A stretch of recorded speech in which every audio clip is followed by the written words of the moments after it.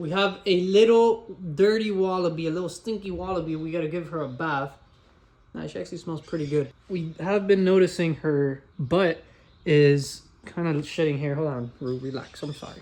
I'm so sorry. I'm so sorry. Hold on.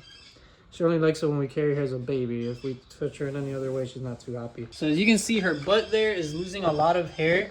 So we need to give her a bath. There's a special medicine that we got for her to see if hopefully that gets better. I don't think it's anything like too serious.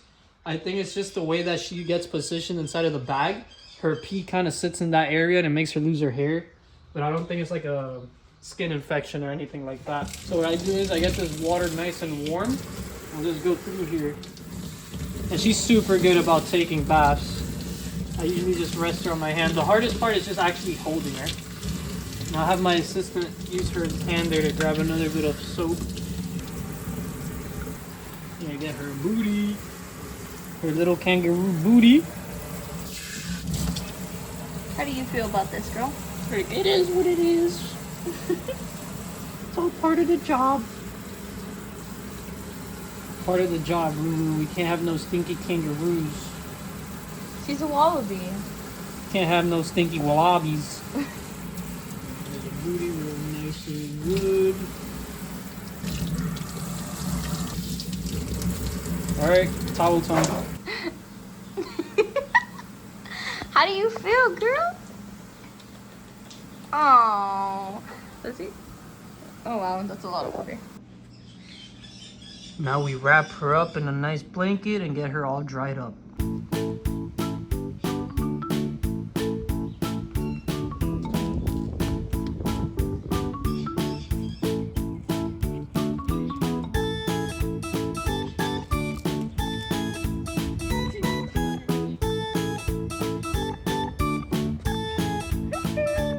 She's like a little bunny.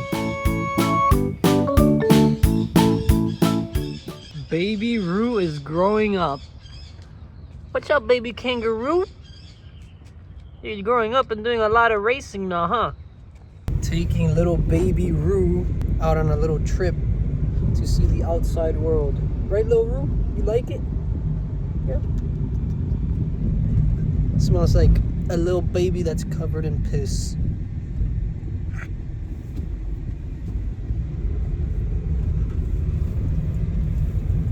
What's up, little baby? Oh. You want to go back in your pouch? Go inside. Go inside your little pouch. I love her. We're about to feed baby Roo. She's been doing really good so far. There's her milk heating up. She has to be under the cover because if she sees a little bit of light, something like as subtle as this, she'll stop. Easy. She'll stop to look around or try and hide. Let's go ahead and cover back up. Finish giving her her milk. Obviously I can't record and feed her and stuff, so we'll get back to it and we'll get some more clips of Ruru soon. It's time to put little Roo in her pouch. Come here, Ruru. Wait, little kangaroo. Come inside. Here she goes. A little front flip into it. And it's time to say goodnight to Roo. So that means it's time to put her to bed on her little resting spot right here. And since we do have all the snakes here, like always, I like to cover her up. And there we go. A safe little wallaby.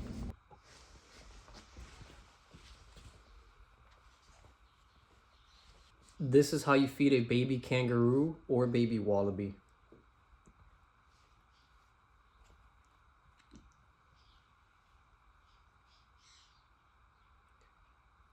So as you can see, you need to cover her eyes because if these guys can see, they kind of rather just look around. And a little bit, I'll take my hands off so you can see her reaction. But if you think about it, they're always inside of the mom's pouch. That's where they drink their milk. That's where they sleep. That's where they live. So inside of the pouch, she would have her eyes not necessarily covered, but it will be dark and tight in there. It's just like drinking inside of this bag that she's in. And right now she is 6 months old, so she lives inside of this pouch all the time. She can only be out for about an hour or two a day. Let's go ahead and move my hand so you can see her reaction when she sees light. So you can see, immediately stops and starts looking around. And these guys are slow drinkers, so it's important to take your time with them. Letting her catch her breath first.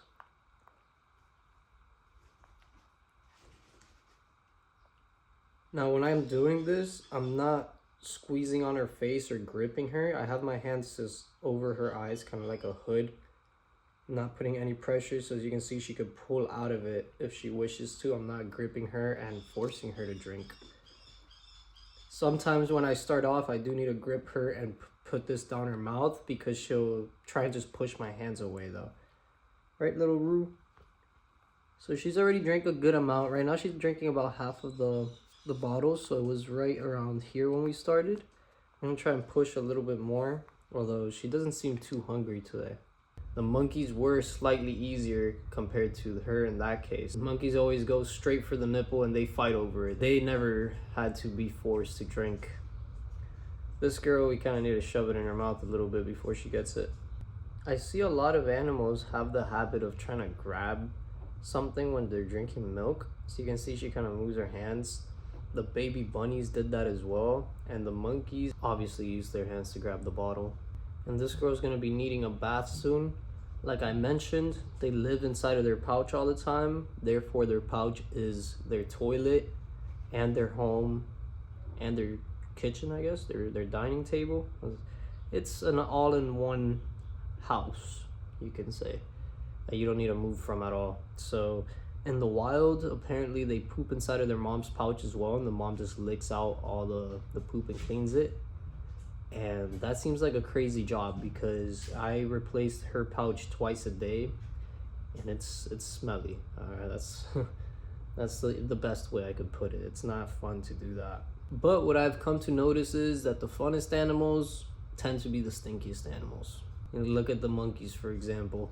All right, and that's how you feed a baby kangaroo, or in this case, a baby Bennett's wallaby. Now I usually let her wander around for a few minutes until I refresh her pouch or get her a new one. Oh, baby Roo. As you can see, they're a little bit unstable as babies. That's why it's best to just leave her in the pouch for as long as possible. Come on, Roo. It's time to go inside. There she goes.